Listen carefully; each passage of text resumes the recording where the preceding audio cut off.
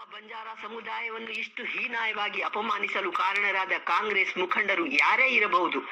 ಇಂದಲ್ಲ ನಾಳೆ ಯಾರು ರುದ್ರಪ್ಪ ಲಮಾಣಿಯವರ ಹೆಸರನ್ನು ಸಚಿವರ ಪಟ್ಟಿಯಿಂದ ತೆಗೆದು ಹೊರತೆಗೆಸಿದವರು ಯಾರು ಎಂಬುದು ಬಯಲಿಗೆ ಬಂದೇ ಬರುತ್ತದೆ. ಆಗ ನಾವು ತೋರಿಸುತ್ತೇವೆ ಆ ಮುಖಂಡರಿಗೆ ಯಾವ ರೀತಿಯ ತಿರುಗೇಟು ಕೊಡಬೇಕು ಎಂಬುದನ್ನು. ಕಾಂಗ್ರೆಸ್ನಂತಹ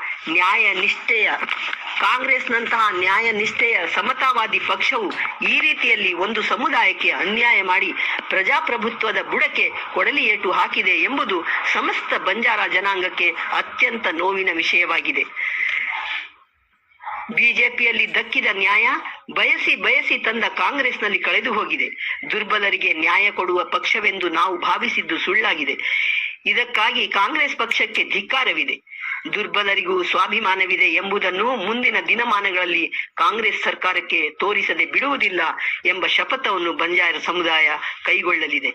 ಬಿಜೆಪಿಯನ್ನು ಯಾವ ರೀತಿ ಧಿಕ್ಕರಿಸಿದವೋ ಅದೇ ರೀತಿಯಲ್ಲಿ ಕಾಂಗ್ರೆಸ್ ಅನ್ನು ಧಿಕ್ಕರಿಸುವ ಕಾಲವನ್ನು ಕಾಂಗ್ರೆಸ್ ತಾನಾಗಿಯೇ ತಂದುಕೊಳ್ಳುತ್ತದೆ ಎಂಬುದನ್ನು ಅರ್ಥ ಮಾಡಿಕೊಳ್ಳಬೇಕಾಗಿದೆ. ಕಾಂಗ್ರೆಸ್ ನಮ್ಮನ್ನು ಅಷ್ಟೊಂದು ದುರ್ಬಲರಾಗಿ ತಿಳಿಯಬಾರದು. ಕಾಲಿಂದ ಈ ರೀತಿ ಒದೆಯಬಾರದಾಗಿತ್ತು. ಇಷ್ಟು ವರ್ಷದಿಂದ ಕಾಪಾಡಿಕೊಂಡು ಬಂದ ಪದ್ಧತಿಯನ್ನು ಒಂದೇ ಬಾರಿಗೆ ಮುರಿದು ನಮ್ಮನ್ನು ಅಪಮಾನಿಸಿದ ಕಾಂಗ್ರೆಸ್ಸಿಗೆ ಮತ್ತೊಮ್ಮೆ ಧಿಕ್ಕಾರವಿದೆ.